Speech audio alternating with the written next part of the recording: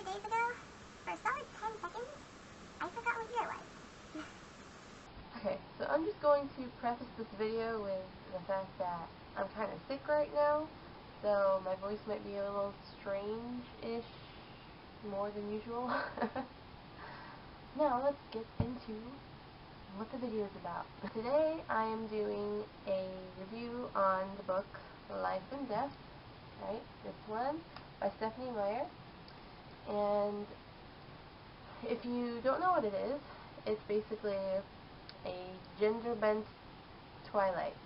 So instead of Bella, it's Beau, and instead of Edward, it's Edith, and all the characters that were men or boys in Twilight are now women and girls in Life and Death, and vice versa.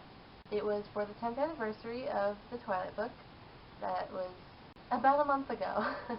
I just finished reading it about a week ago.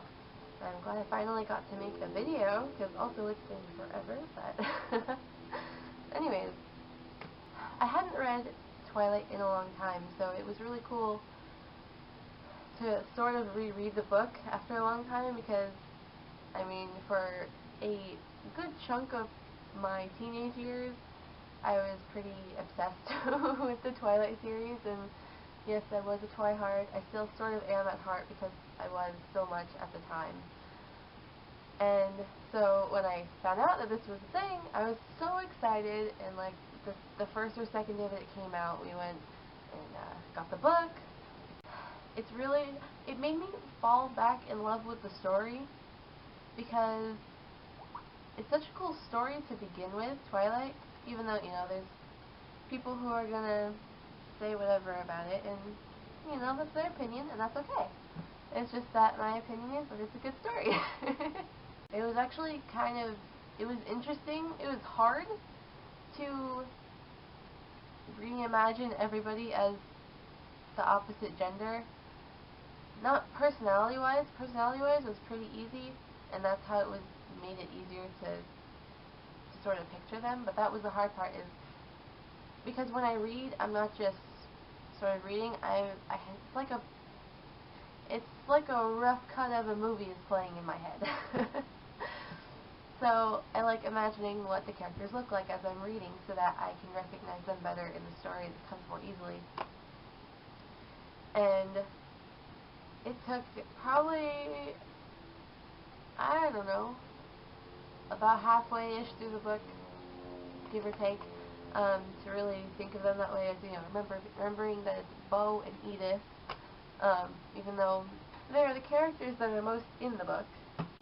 So the difference between this and Twilight, if you're wondering, most of it is pretty much the same story. It's pretty much the same stuff happening, slight differences in some scenes, and except for also you get a little bit more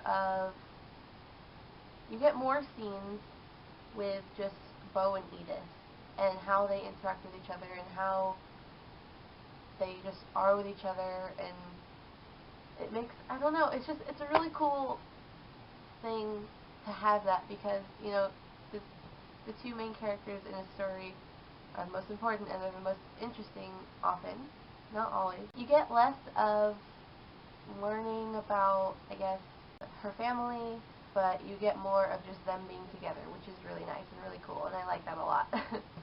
Oh, one more thing too, actually. There are 3 characters who don't change gender in this one, and that is Charlie, Renee, and Phil all stay the same. Just because, okay. So before I had actually read the book, I watched a video of a YouTuber that I really like. I haven't watched her for very long, but I've known about her for a while. And she did an interview with Stephenie Meyer, which was really cool. And I will link that video down below, because it was just really cool. And she says, Stephenie Meyer says how for a long time the fans have been saying, or, you know, not necessarily fans, but just people in general that have read the book or familiar with the story, saying that Bella is just such a klutz. She's like the damsel in distress, and like she can't do anything for herself.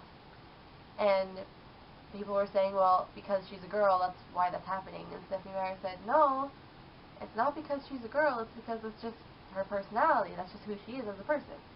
It doesn't matter if she was a boy or a girl, and it doesn't matter if anybody was a boy or a girl. It's the personality that's important, and that's what she was mostly, I think, trying to point out with this, which you do see.